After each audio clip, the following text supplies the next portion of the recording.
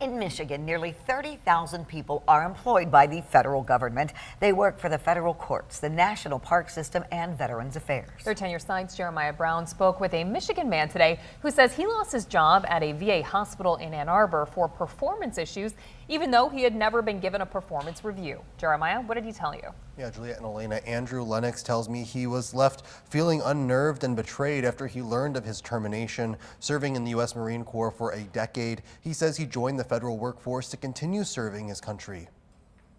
My biggest concern, it's not about myself, it's not about my job, it's about all the other federal employees that have been affected by this. Andrew Lennox was 2 months into a new career as an administrative officer for the U.S. Department of Veterans Affairs in Ann Arbor. And since I'd gotten so much from the Marine Corps and the military and the veterans that paved the way before me, I could think of no greater job than to continue supporting my family and my country.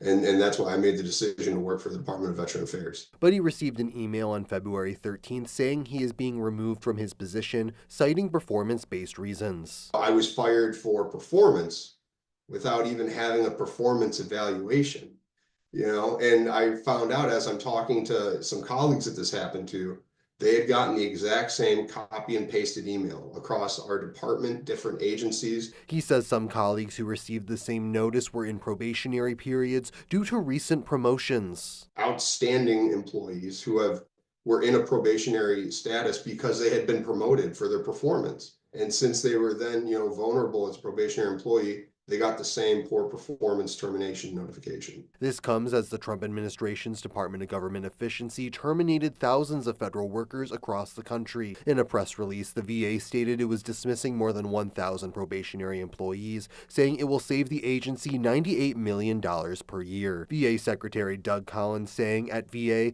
we are focusing on saving money so it can be better spent on veteran care. We thank these employees for their service to the VA." But Lennox says he fears cuts to the federal workforce will impact services many veterans depend on and livelihoods. And people are terrified.